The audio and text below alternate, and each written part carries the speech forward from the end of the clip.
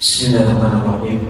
Assalamualaikum warahmatullahi wabarakatuh.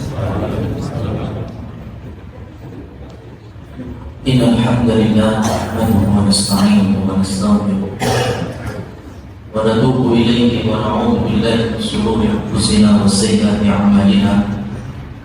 May yahdihillahu fala mudilla lahu wa may yudlil fala hadiya lahu. Asyhadu an la ilaha illallah wa asyhadu anna Muhammadan abduhu wa rasuluh. Ya ayyuhalladzina amanu taqullaha wa qulu qawlan sadida yuslih lakum a'malakum wa yaghfir lakum dhunubakum wa may yuti'illaha wa rasulahu faqad faza fawzan 'azima. Amma ba'du. Teman-teman rekan sekalian yang dirahmati Allah, muslimin muslimat, segala puji bagi Allah yang mengumpulkan kita pada kesempatan kali ini untuk mendekatkan diri kepadanya dalam bentuk majlis.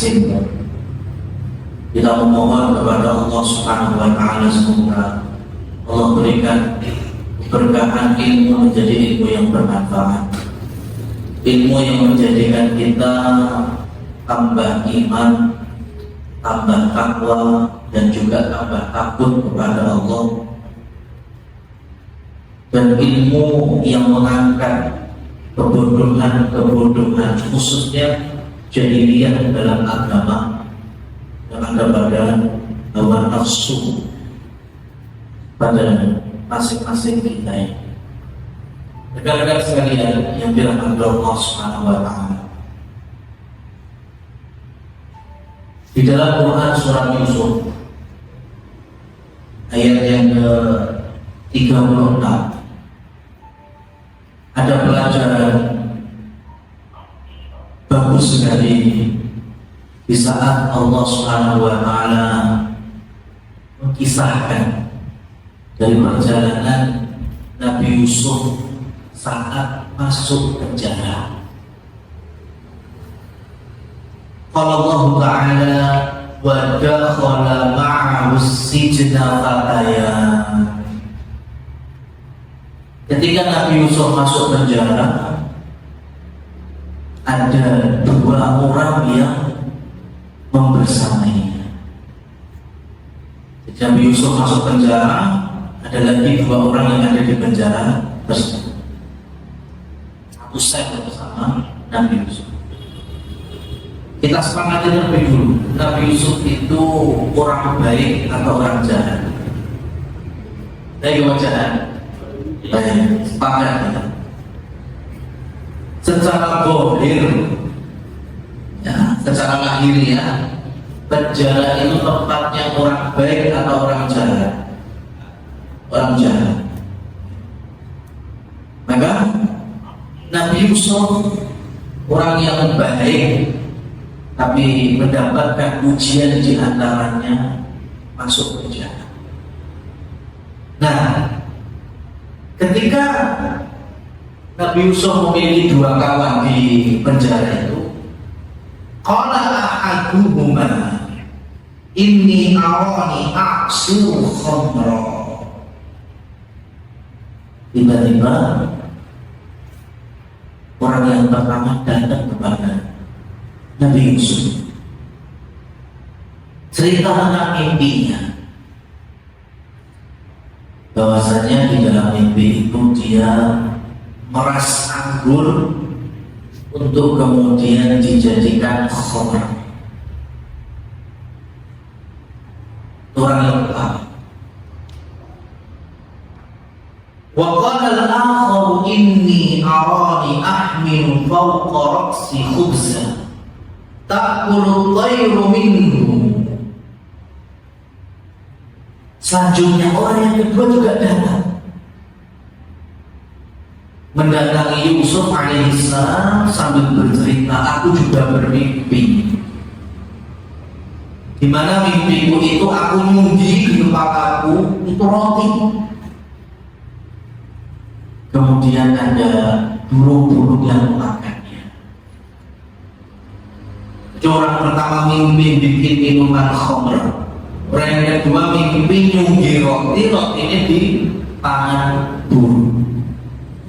Kemudian mereka berdua meminta kepada Nabi Yusuf, nabina bitakwili, kami minta arti atau takwil dari mimpi kami.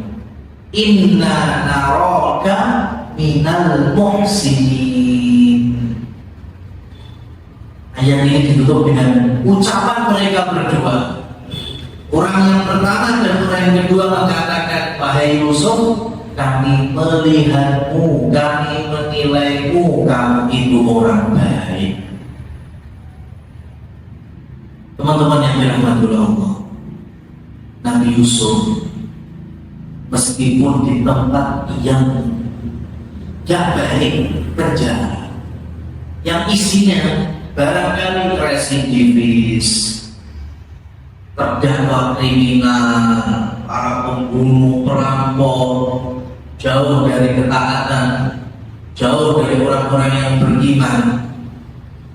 Tapi orang-orang semua itu terwakili dengan dua orang kawan yang di penjara masih menyebut Nabi Yusuf orang yang baik. Ya kan? Di sini pelajarannya. Ya. Berusaha, semuanya dari kita usaha kan tetap jadi wong apik meskipun tempatnya belum baik. Barangkali lingkungan kita, kampung kita yang ditinggali, tonggo terbangun belum baik, masih ada lingkungan-lingkungan yang buruk. Tapi cobalah jadi orang yang baik dan dinilai sebagai orang yang baik. Baik dalam kacamata syariat, bukan baik dalam kacamata manusia kebanyakan. Karena di dalam Quran surat Al-Furqan Allah sudah memastikan wa in tuti aktsara man fil ardi yudhilluka an sabilillah. Jika kalian itu ikut-ikutan dari kebanyakan manusia, kalau jumlahnya umumnya yudhilluka an sabilillah, kebanyakannya itu malah menyesatkanmu dari jalan Allah. Dan itu kenyataan. Jamaah masjid dengan orang-orang yang ikut berbagai macam kemaksiatan, dan mana yang lebih dominan? Orang yang maksiat, yang ngaji sama yang nggak pernah ngaji. Yang ngaji itu lebih tinggi. Maka itu sudah dipastikan oleh Allah bahwa mayoritas manusia itu lebih menyesatkanmu dari jalan Allah. Yang benar itu memang lebih tinggi. Makanya jangan minder, jangan takut. Kalau kita ini disebut orang kaya umumnya ya, orang kodoh sholat masuk melu gak sholat, tetap sholat ya. Umumnya melanggar perintah Allah dan melaksanakan larangannya dengan maksiat, ya jangan sampai ikut umum, sudah biar. Kata Rasul Sallallahu Alaihi Wasallam, "Qul amantu billah tsumma istaqim." Katakan aku punya iman kepada Allah, kemudian istiqomah, lempeng. Ya. Kenapa? Karena tinggal nunggu momentum aja, tinggal nunggu waktu saja. Karena kebaikan kita ini pada suatu saat pasti akan bermanfaat bagi sekitar. Ya. Kita nggak tahu kapan, barangkali ada pengunjung tiba-tiba datang, Mas, dulu mas, karena aku saya gede, saya angin, kandanan ini SMP wis lulus tapi sholat seumangnya ngaji ora iso, mosok yo ora kan turun lampu sampai tuwa koyo ngene ora iso ngaji. Kulo Mas tak tonton amati sampai ku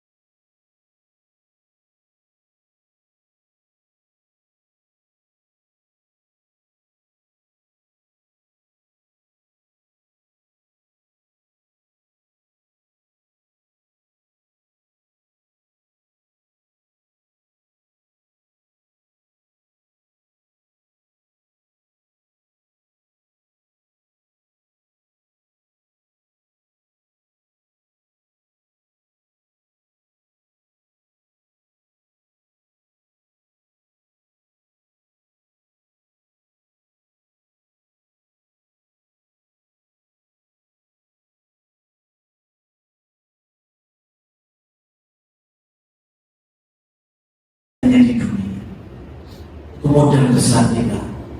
Cuma kebaikan seperti apa? Kebaikan sebagaimana yang syariat tetapkan, bukan kebaikan secara hawa nafsu. Ma'asyiral muslimin wal muslimat yang dirahmati oleh Allah Subhanahu wa taala. Rasul memberikan isyarat tabu musa'ah hatta tatlu asy-syamsu min maghribiha. Kiamat itu tidak Allah tegakkan sampai Allah terbitkan matahari di sebelah barat. Dan itu terjadi cuma sekali aja. Habis itu besoknya ya normal. Tapi konsekuensinya, kalau matahari sudah terbit dari arah terbenamnya, maka taubatnya seseorang itu tidak ada gunanya. Orang kafir kemudian pengen sadar, tidak ada gunanya. Ya, tidak ada gunanya. Jadi ketika hari itu orang pada kaget, matahari kok terbit dari arah barat, kesel. Banyak yang kemudian beristighfar. Bahkan orang-orang musyrik, orang-orang kafir ingin mengucapkan dua kalimat syahadat, dan itu terucap asyhadu an la ilaha illallah wa asyhadu anna muhammadar rasulullah. Tapi Allah terima? Sudah percuma. Tapi setelah itu besoknya dia masih apa? Sampai Allah keluarkan lagi tanda kiamat besar berikutnya. Apa itu? Dabbah, binatang melata yang keluar dari perut bumi. Tukallimuhumun nas, binatang ini ngajak bicara manusia. Yang diajak bicara siapa? Orang-orang yang nikah. Ya, dia berikan kabar buruk nantinya di neraka, dapat siksa. Bahkan riwayat Imam Baihaqi, binatang melata itu akan mengumpul hidup-hidup orang-orang kafir itu, sehingga mereka sadar lagi, ingin bertobat lagi. Bahkan ada yang mengucapkan kalimat-kalimat tobat, tapi ada gunanya? Enggak ada. Kenapa? Sudah matahari sudah terbit dari arah barat, enggak ada gunanya. Yang ada penyesalan demi penyesalan selalu sampai Allah tegakkan betul hari kiamat. Sekelas Fir'aun itu ketika menyaksikan Laut Merah terbelah sehingga umatnya Nabi Musa yaitu Bani Israel bisa nyebrang. Ini kan sebetulnya kebesaran Allah. Dan dia sendiri juga mampu, sesombong-sombongnya Fir'aun, sekuat-kuatnya kebesaran Fir'aun memerintah dan menguasai Mesir, dia juga tahu gak bisa belah laut. Tapi masalahnya, sekelaki masih sombong. Sehingga dia kejar dengan bala tentaranya menaiki kereta kudanya sampai di tengah lautan, di mana Nabi Musa dan kaumnya sudah nyebrang. Allah kembalikan lagi laut sebagaimana asalnya.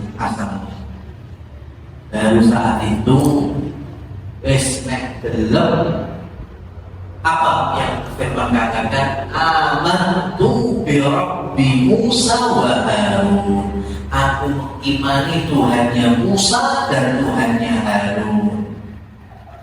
Nyawa sudah dikerongkongan, nyawa sudah ditenggorongkan, sudah sekarat, baru sadar, baru tobat. Gunung tidak sama sekali. Contoh dari Fir'aun, kebesaran Allah di hadapannya saja masih sombong.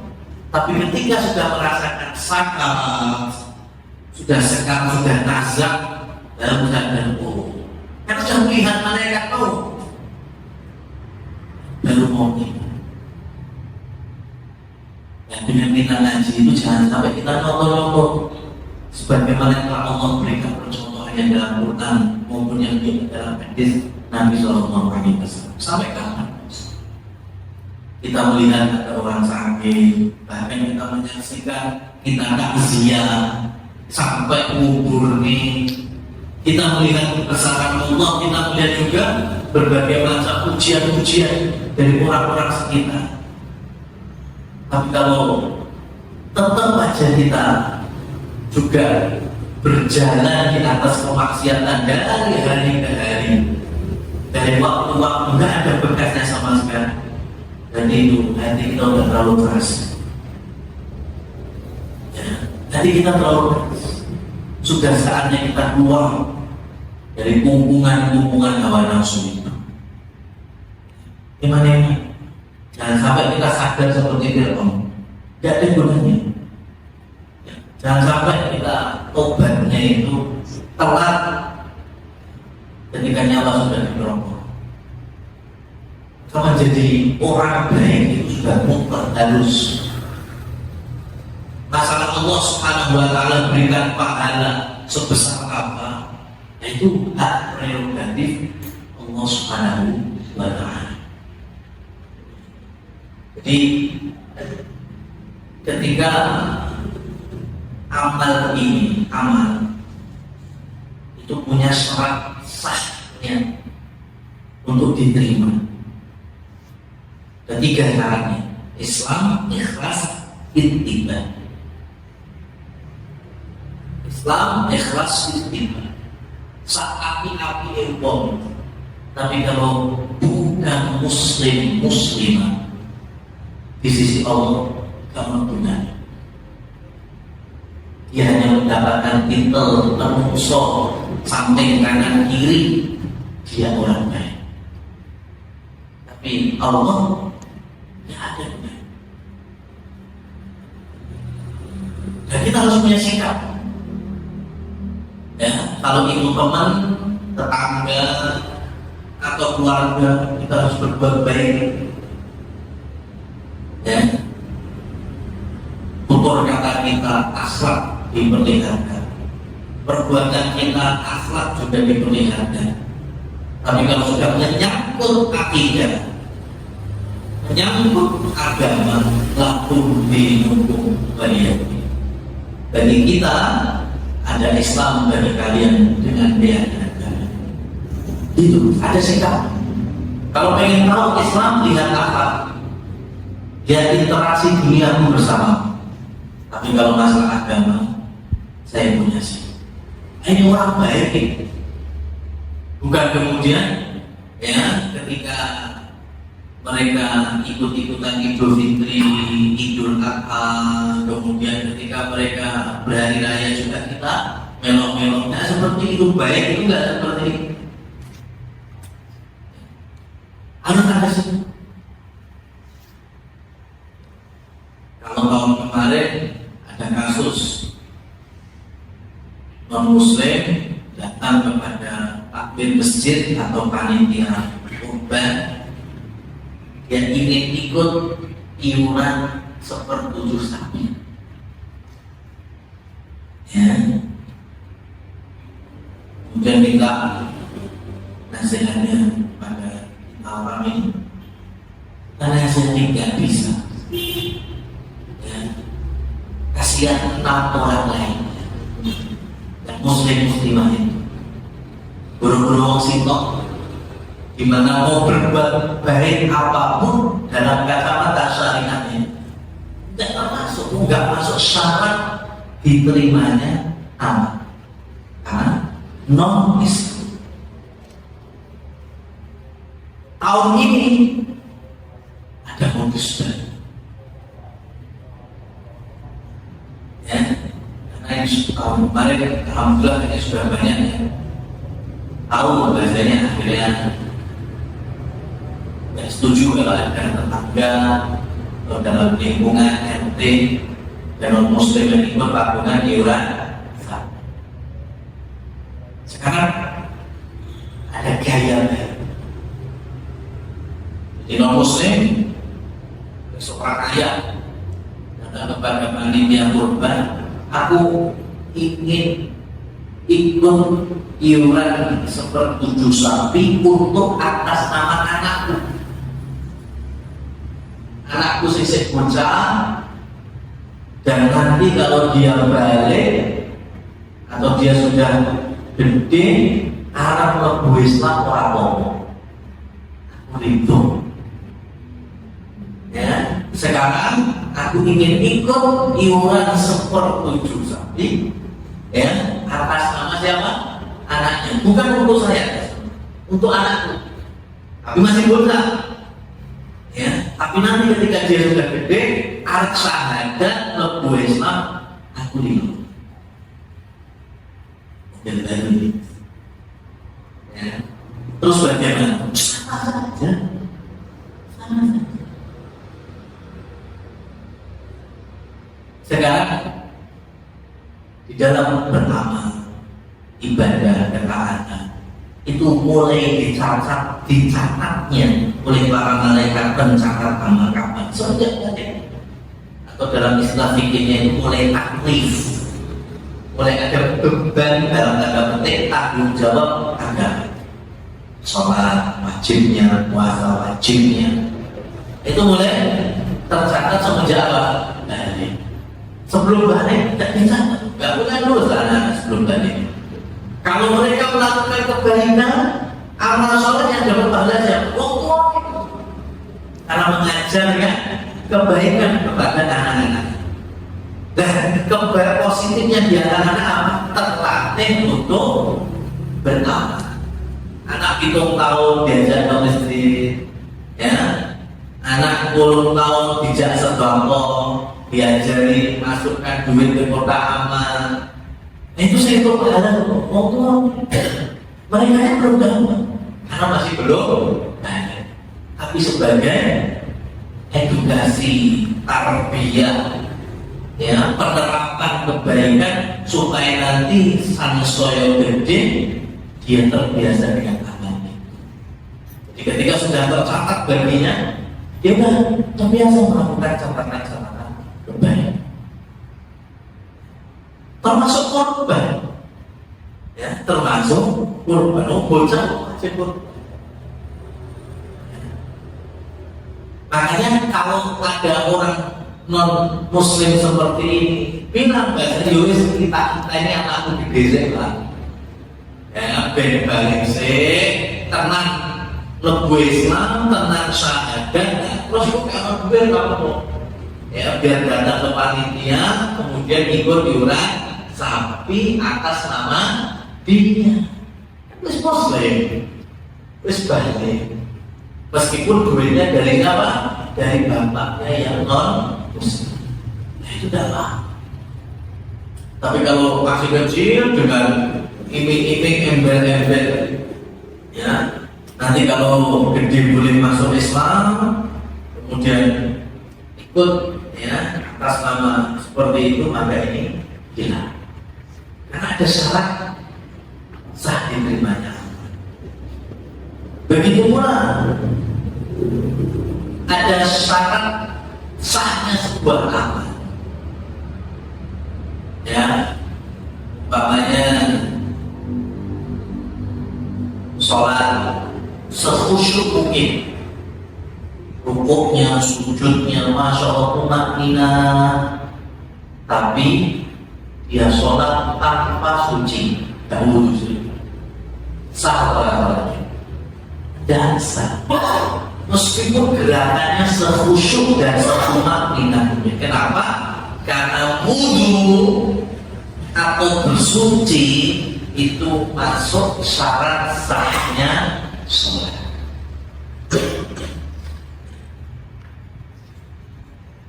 Syarat sahnya sholat itu berbeda dengan syarat pahala Allah berikan. Beda ya.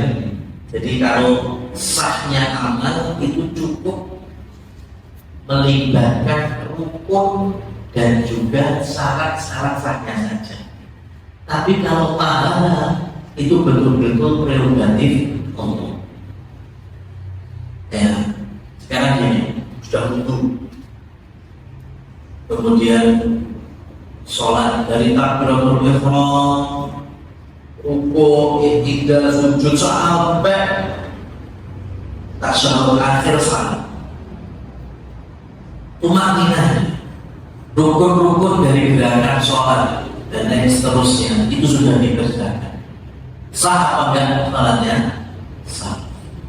Dapat pahala? Kita nggak tahu dapat pahalanya mau lengkap sempurna 100%. Atau mungkin separuhnya 50% atau sebaliknya, itu betul-betul wallahu a'lam. Ramadan kita ngempet, tidak makan, tidak minum, jauhi dari pembatal puasa dari adzan subuh sampai adzan maghrib. Sah puasa kita? Sah. Pahalanya dapat. Nah itu prerogatif Allah. Harapannya cuma dapat apa enggak, nah itu betul-betul wallahu a'lam. Cuma selagi kita jauh dari penghalang-penghalangnya mesti dapat pahala. Ya, jadi amalan itu rukunnya sudah, syaratnya sudah, sah. Tapi pahala itu tergantung ada penghalang atau tidak. Dalilnya apa? Dalilnya adalah hadis Nabi SAW berkaitan dengan doa. Doa itu disebut sebagai mukhul ibadah, sari, intisari mati ibadah itu. Karena doa itu membedakan ahli tauhid sama ahli syirik. Ya. Orang yang bertauhid doanya betul-betul ikhlas, hanya kepada Allah, tidak menduakannya, adab-adabnya dipakai, mengetahui waktu, kesempatan, doa itu mudah dikabulkan. Ini ahli tauhid, orang yang imannya benar. Tapi kalau orang yang menduakan Allah dalam ibadah seperti orang syirik musyrikin jahiliyah itu juga berdoa, tapi kepada selain Allah pun mereka juga sematkan kepada berhala-berhala, kepada leluhur, Itu masyarakat jahiliyah. Jadi kalau sekarang orang berdoa Allahumma Allahumma, tapi kok juga mendoakan Allah, menyempurnakannya, bahkan doa dengan kalimat-kalimat yang tidak difahami. Nah, di situ perbedaan. Nah, Rasulullah Shallallahu Alaihi Wasallam mengatakan ada seorang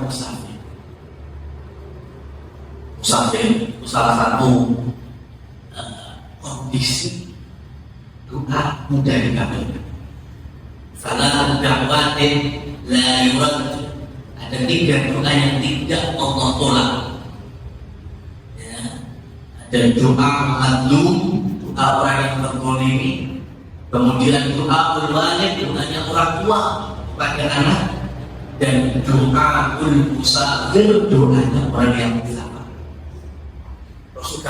Rasul kabar musafir asy'ada, rambutnya awang-awangan, akhbaro awake lambine muncul, menunjukkan apa? Panjangnya safar. Padang pasir yang ada di padang pasir, saking agoe, saking suwine safar, rambutnya sampai seorang terus, lambine sampai terlusuhan, sehingga kehabisan bekal. Safar kehabisan bekal, kita mau butuh banget ini.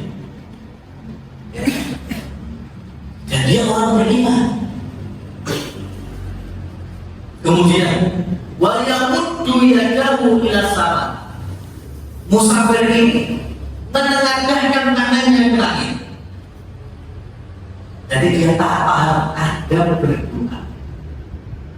Ya, ngatok dua-duanya. Nggak boleh satu, mas. Ya, ngemis. Tapi kalau ngemis kepada Allah itu 2. Kalau kita normal ya, tangannya 2 benar. Mau dipepetkan seperti ini atau diregangkan boleh. Ya. Wa yaqulu ya Rabb, kemudian musafir ini memanggil Allah, ya Rabb, Allahumma Allahumma, ya Allah, ya Allah. Dia minta semua hajat. Ya, potensi Allah kabulkan doanya itu kecil banget. Ya bagaimana? Dalam kondisi safar, ya, butuh saking kucelik, gak ada yang bisa bantu kecuali Allah. Dia menggunakan itu ada berdoa, tangannya ke atas sambil memuji Allah. Ya, tapi kemudian Rasul melanjutkan, wa mat'amuhu haram, wa masrabuhu haram, wa malbasuhu haram, wa ghudhiya bil haram, fa anna yustajabu lahu.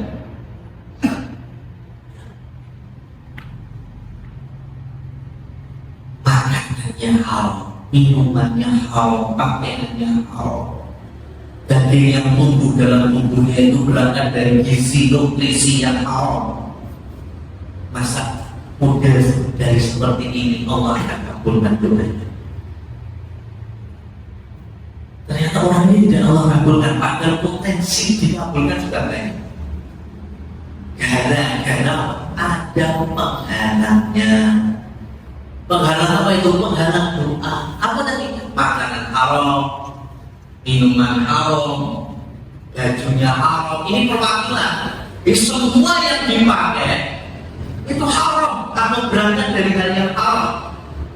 Sampai daging aja yang tumbuh di jasadnya itu juga dari perkara yang haram. Allah tidak kabulkan doanya. Jadi ada kaitannya. Ya, hidup kita suram, ya, dengan keharaman atau maksiat yang kita jalankan itu sangat erat. Maka orang beriman, orang baik iman itu orang paling tumakinah tenang hidupnya. Ya, karena tidak banyak kemasukan dan yang haram.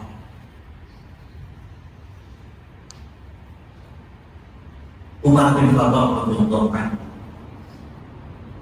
beliau itu wafat terbunuh karena 20 subuh tertusuk. Yang bunuh orang Islam atau non Muslim orang kafir, orang Majusi, namanya Abu Lu'lu'ah. Ya, Abu Lu'lu'ah. Busuk di waktu subuh. Ya, kemudian Umar sempat sakit beberapa hari baru bangun. Apa sebabnya kok Abu Lu'lu'ah itu busuk? Amirul Mukminin, khalifah yang kedua, bahkan terkenal adil. Kita harus fair. Dan Abu Lu'lu'ah itu di Madinah, dia menjadi pembantu dari bosnya dengan produk pandai besi. Dia ngomong sama teman-temannya, dia curhat sama yang dikenal. Di antara ucapannya adalah, ini tercatat dalam sejarah Umar bin Khattab radhiyallahu anhu, wasi'a adluhu ala jami'in nas ghairihi. Umar itu keadilannya mengayomi seluruh manusia kecuali aku. Ya, ini dari pihak musuh. Ya, orang yang membunuh Umar kan berarti kan musuh Islam. Dia katakan Umar itu adil pada seluruh manusia, seluruh rakyatnya kecuali aku. Tak pernah ini berarti. Ya, ini karena perasaan. Dan kalau kita lihat, ya, kalau kita lihat, kenapa kok bisa menilai seperti ini? Ini orang kafir, orang Majusi, karena dia itu aslinya tidak setuju sama bosnya.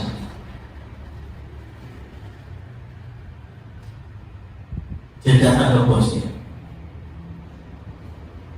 Dia bilang bahwa hak saya tidak sepadan dengan amanahnya. Dia minta naik gaji. Dia merasa pekerjaan saya sama gaji ya beda. Dijawab oleh bosnya, sudah seimbang apa yang aku amanahkan, ya, tanggung jawabmu, pekerjaanmu sebagai pembuat pedang atau semisalnya dengan gaji sudah beda.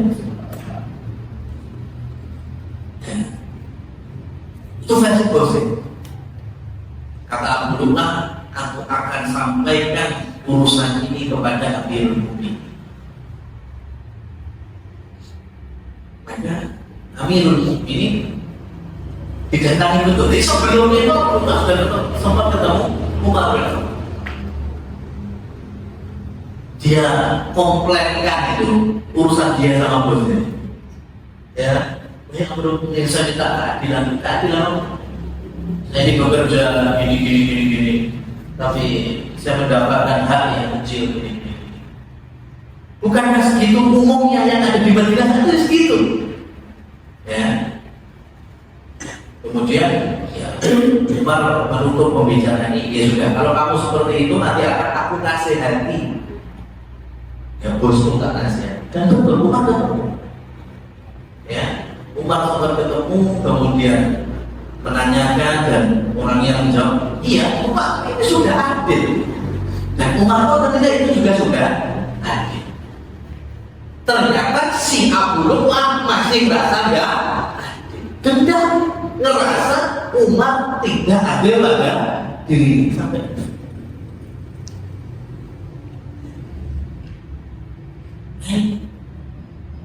Ya, dendam pribadi karena rasa hatinya tidak terpenuhi dengan sesuai harapan. Ini kalau kita urusan apa? Ada demo UMKM atau sejenis, urusannya sama perusahaannya, tapi diborgol sampai ke bawah. Ya. Ketika diselidik internal di perusahaan itu, yang sebenarnya pasien-pasien satu.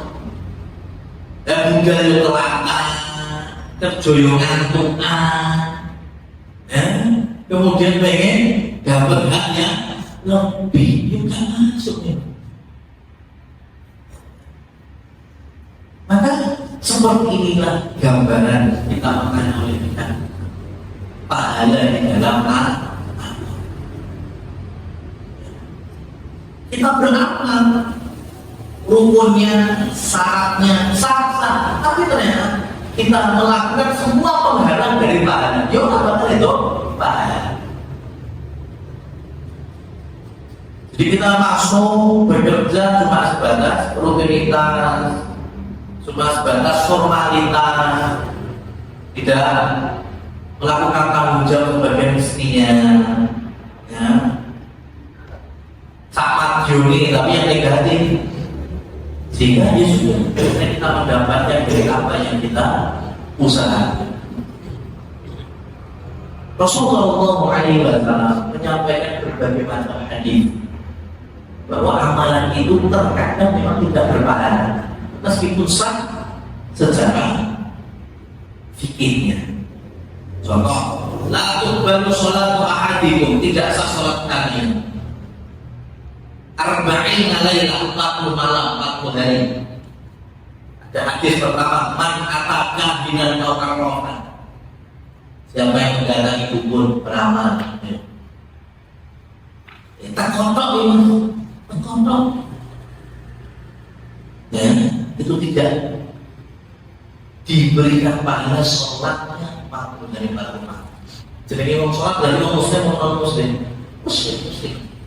Tapi karena dia datang ke dukun, maka sholatnya tidak diterima selama 40 hari. Umpamanya isak tak orang dukun, tak kontok, urut teko, urut percaya, banyak datang. Datang itu macam-macam, isowe udah halal dia halal dukun. Ya, isowe yo. Menurut saya mungkin ada profesi yang Grab, Gojek, ya, dapat customer, konsumen, ternyata nganter nih dukun. Itu kan datang ke dukun. Ya. Cuma saya dulu pernah dapat pertanyaan waktu susah, dan terus pikir Pak Ustaz, kalau anak ibu dukun, tapi ya Bali kan berarti datang ke rumah ya, dukun bahaya. Ya. Betul, ada itu bapaknya profesinya dukun. Biasanya kalau setiap pulang orang mendatangi dukun. Ini di luar. Yang penting ketika kita datang pada dukun, isah namanya, datang aja ke rumahnya. Itu kita subuh sholat sampai 40 hari ke depan, sholat kita nggak dapat. Wah, kalau nggak salah sisa, wah, ya. Kita meninggalkan sholat karena sengaja, itu sudah dosa besar, bahkan bisa masuk jurang penyakit. Jadi kita tetap sholat, tapi kayak itu Pak, kamu yang dalam riwayat yang lain, laku baru sholat ahadikum arba'ina lailah, tidak diberikan pahala sholat di antara kalian. Siapa? Mudminul khamar, orang yang mendem. Orang yang mabuk, maghrib, mendem, isya kan sama senang. Ya, subuh sudah sadar, ya subuh sholat, ya sholat sah, sholatnya sah, itu pahala enggak sampai subuh apa begini. Ya, amal tidak salah, tapi tidak mendapatkan pahala. Kenapa? Ada penghalang pahala. Apa itu? Mengerti. Ada penghalang pahala. Apa itu? Datang mendatangi dukun. Sholat kalian tidak diterima 40 hari 40 malam. Jika Anda budak di masa perbudakannya, budak kabur dari tuannya sampai dia kembali. Nah, itu juga tidak diterima sholatnya. Budak muslim, muslimah kabur dari tuan. Tidak pada masa perbudakan, itu sholatnya tidak Allah memberikan pahala sampai dia kembali kepada Tuhan. Jadi gitu, ada amalan sah tapi tidak berpahala. Ya. Sampai menjadi panitia korban, ada orang datang, Mas, aku gak melu sotor 7 sapi, langsung aku tunggu 1 sapi aku kirim. Kok Pak? Oh, dari itu masuk duit itu kopel mewah korupsi masuk kabel tak ada. Ya sebagian di apa? Ya, gimana terus? Ya kita coba pahala korban karena ada penghala, ya, karena dia beramal dari hartanya. Kalau kita selaku konsumen dalam tanda petik itu daging belian dikonsumsi, ya salah daging. Tapi bagi si oknumnya tadi, dia tidak mendapatkan pahala korban. Kenapa? Ada perkara. Apa itu? Harta yang haram yang dia keluarkan untuk korban. Padahal di sisi syariat dia tidak berpahala. Jadi ini rekan-rekan yang dirahmati Allah Subhanahu wa Ta'ala. Kembali ke awal, jadilah kita orang baik dalam kacamata syariat sebagaimana Nabi Yusuf dikenal sebagai orang baik. Kebaikan yang ditimbang dengan neraca Al-Quran, Sunnah dalam kacamata syariat, halal-halalnya, dan jangan sampai kita lupa bahwa setiap amal ada penghalangnya. Semoga kita menjauhi dari penghalang-penghalang amal tersebut supaya pahala bisa terus mengalir kepada kita. Wallahu a'lam bishawab. Demikian yang bisa kami sampaikan. Waktu dan tempat kami kembalikan ke Umar.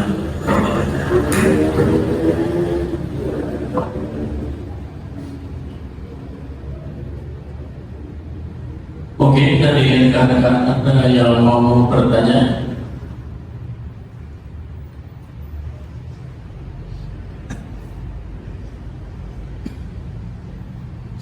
Assalamualaikum warahmatullahi wabarakatuh. Waalaikumsalam. Saya mau tanya tadi yang masalah katanya bunyi itu tadi kan? Ya, itu menghilangkan pahala selama 40 hari. Pahala sholat selama 40 hari. Nah itu kan ngaji gitu bisa menghilangkan pahala. Tapi kan sekarang kayak media TV, terus sosial media, kita nggak tahu nih. Kita di scroll tahu-tahu ada narasumber. Kita simak tahu-tahu nggak tahunya itu dukun gimana kalau kayak gitu. Terima kasih.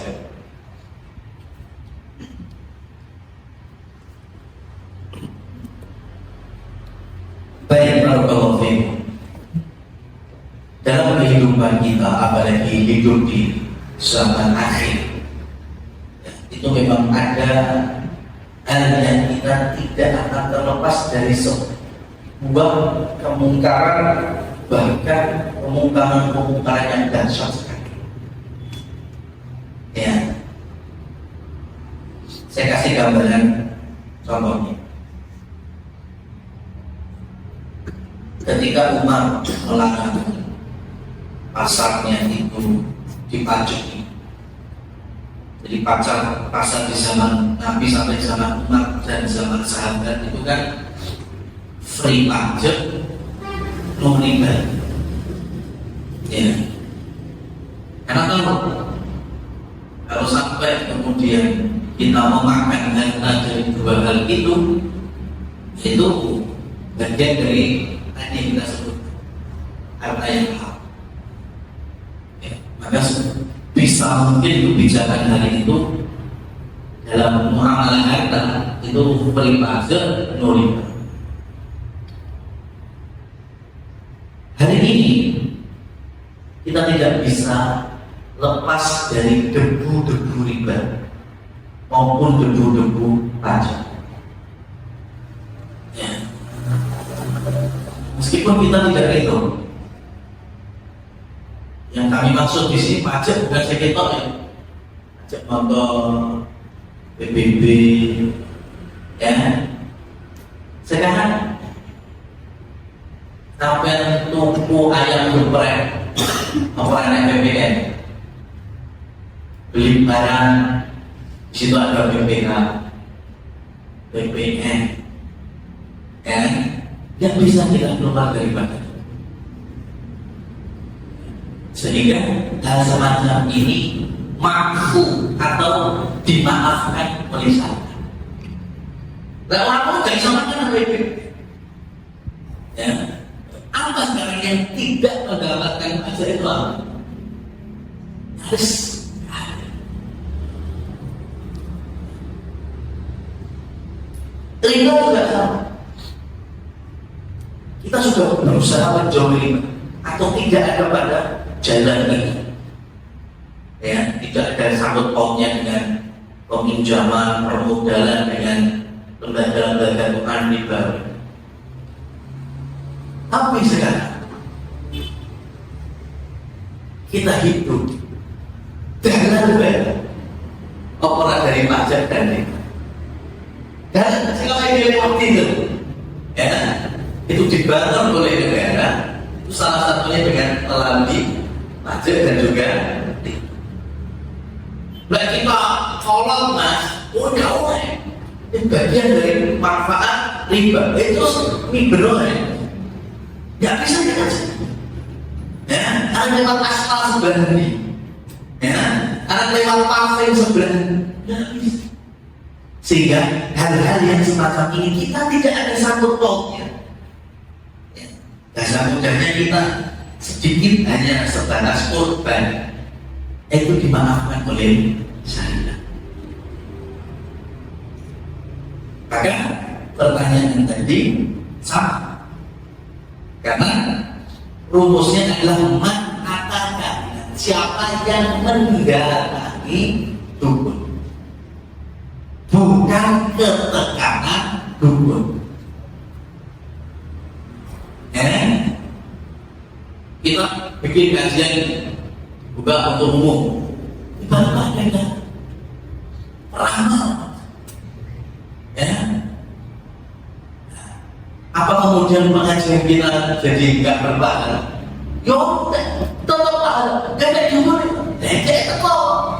Kita bukan datang, bahkan kita datang ke dukun pun dengan isi dakwah boleh, nggak masuk hadis ini. Saya mau ke dukun, ngapain? Saya meluruskan kesalahan. Masya Allah. Boleh, nggak apa-apa kalau ingin, boleh-boleh saja. Sholatnya tetap diterima. Tapi kalau di luar itu hanya untuk alat, dia menurut kita tidak ada pengingkaran. Nah, bahkan setuju di antara ucapan-ucapannya, ini masuk dalam hadis tadi. Nah, jadi kalau ketekanan itu tidak ada pengaruh. Nah, sekarang dalam dunia medsos, ya, pendatangan dukun di medsos bisa.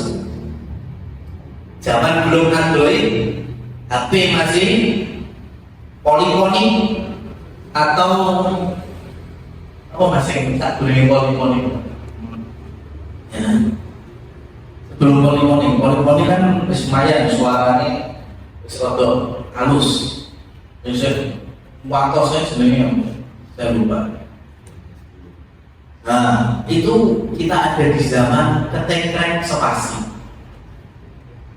ya kan? Ya. Ketekrek spasi potong, supaya cocok kerjanya gimana? Potongmu Daniel, ya kan? Wagi orang cocok, ya. Urip terjun yang banyu orang cocok. Jempolnya umainya yang buruk pengawan. Jadi kalau kita melakukan ketik-rek, itu bagian dari man ada kahinan. Tapi kalau kita tiba-tiba dapat SMS BC atau template ujung-ujung lebu ketik-rek, tidak masuk, kita nggak mudah. Tiba-tiba sama. Kalau hari ini kita buka HP, download aplikasi Zodiaku namanya, ya, atau buka ya, perdukunan atau sejenisnya, ramalan sejenisnya, itu masuk kategori man ada kahinan Allah. Siapa yang mendatangi dukun. Tapi kalau ternyata kita nyekrol muncul, nah itu tidak masuk. Kenapa? Ibaratnya tadi ketekanan, bukan kita yang mengundang.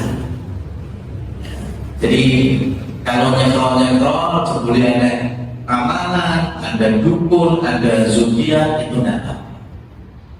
Cuma hari ini ya kalau dipertanyakan karena rata-rata sekolah kita itu berangkat dari apa? Dari apa misalnya? Bukan Google, algoritma. Ya kan algoritma kita kok ramalan, ya kemudian dukun dan sebelumnya ada ketik-ketik itu kan. Ya, di sini ya, scrollannya seperti itu. Jadi ringkasnya, selagi kita tidak mengetik atau mengundang atau mendatangi hanya sebatas ketekanan iklannya atau ketekanan pengumumannya, maka tidak termasuk. Nah, langkah selanjutnya, kalau sudah ketekanan, yuk cuti pada lebih. Ya, ketekanan ini, aku ragu tahu. Ya itu akhirnya masuk juga. Namanya yang ketekanan sudah tetap bisa selanjutnya atau dihilangkan. Wallahu a'lam bishawab. Demikian ya, semoga bisa menambah pengetahuan kita terkait dengan perdukunan.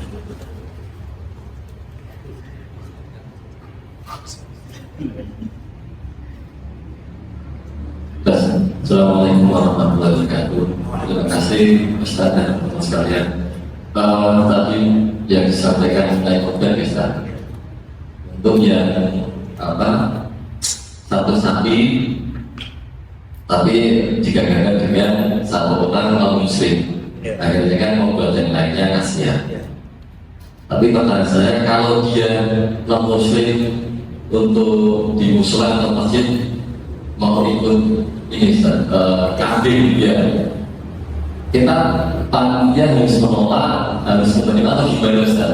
Karena yang terjadi rata-rata sekarang banyak, karena di rumah itu kan ada Hindu, ada Buddha, ada non-Muslim, Kristen, Katolik, tiba-tiba dia memberikan seekor kambing, domba, ya kan? Kalau saya merasa tidak, tapi kadang memberikan domba itu Ustaz. Terima kasih. Wassalamualaikum warahmatullahi wabarakatuh.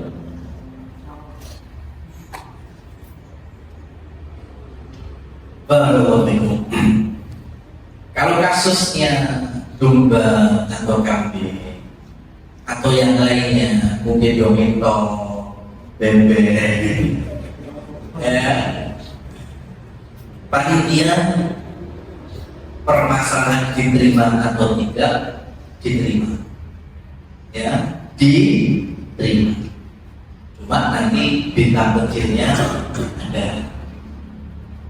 Jadi dari si nonis kita terima, kita sampaikan bahwa ini nantinya tetap kita sebutkan dan kita akan sama kita bagikan atau kita makan bareng-bareng, tapi dalam agama Islam bukan binatang kurban. Ya, jadi terima kasih atas partisipasinya dalam acara kemasyarakatan Idul Adha kurban. Karena hari ini Idul Adha itu sudah lebih dekat kepada acara masyarakat atau masjid yang mana?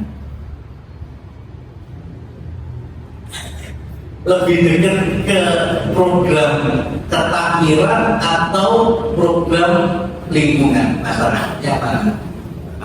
Masyarakat. Kenapa? Karena kalau korban pembagiannya nggak mesti orang muslim. Muslim itu juga. Saya ngecari, saya gimana aku tuh muslim. Orang muslim aku ngecari orang. Saya penting sih baik. Ya itu orang muslim sholat, ya ucapkan Bismillah Allahu Akbar. Dan kan lebih dekat kan masyarakat, bukan ketakbiran. Makanya saya minta panitia urusan babakan tuku besek, tuku kresek, jangan cawe-cawe kota amal masjid. Ya, karena kota amal masjid itu bagian ketakbiran masjid, bukan untuk acara lingkungan masyarakat. Ya. Sampai yang pernah mobilnya kotak mesin. Kira-kira orang sido tinggu pakar operasi mesin, tapi ditunggu resek di ngomong. Kalau saya tidak, kalau saya sih mau buat listrik mesin silakan, mau buat air mesin silakan, karena itu operasional dari bagian infak kemakmuran mesin. Tapi tidak bisa resek, bukan. Jangan campur adukan terutama dengan operasional tidur, karena ini lebih dekat dengan acara lingkungan. Maka salah satu caranya apa? Door to door iuran sebagaimana pitulasan. Ya, boleh apa yang mau pitulasan? Pitulasan kita didatangi orang muncul, saya kecul, maka panitia belakang bikin juga sama. Datang. Untuk apa ini? Untuk Idul Adha. Harusnya muncul, pitulasan muncul, masuk di Idul Adha orang. Itu. Nah, karena ini lebih dekat kepada lingkungan, ya artinya mengayomi seluruh ya masyarakat baik yang muslim maupun yang non muslim, maka diterima dengan catatan itu diberikan edukasi bahwa kami terima, kami akan menyembelih, kita akan makan bareng, masak bareng, bahkan bagikan bareng. Tapi dalam fikih Islam kami ini adalah binatang bagian dari sampean, bukan bagian dari hewan kurban. Nah, berikutnya ya teman-teman juga sama, bahwa ini hewan hadiah dari saudara, tetangga, atau siapapun yang non Islam. Ya, jadi ini gak ada kaitannya dengan binatang korban, tapi ini adalah betul-betul binatang hadiah dari non Muslim. Kita akan sembelih karena kita yang akan bertakbir menyebut nama Allah Bismillah. Ya, kemudian nanti bebas seperti apa. Ya, jadi itu tambahan bintang kecilnya, diterima-terima aja. Dan ini nggak ada satu pautnya dengan fikihnya. Arab cempe tolong kasih oleh. Ya, kalau kambing korban kan harus butuh poin atau di atas 1 tahun, atau sapi ya di atas 2 tahun ya gitu. Tapi kalau dari non muslim Arab cempe kita pokok, makanya jangan kawan bersapi. Arab kita jago ya oleh, ingkung ya oleh, mentok ya oleh. Ya, kenapa? Karena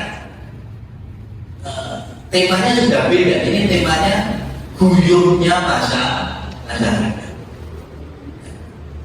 Jadi seperti itu. Kalau patungannya, iurannya tidak kita ridhoi, tapi kalau ujung yang per ekor kita siap untuk menerima. Wallahu a'lam bishawab.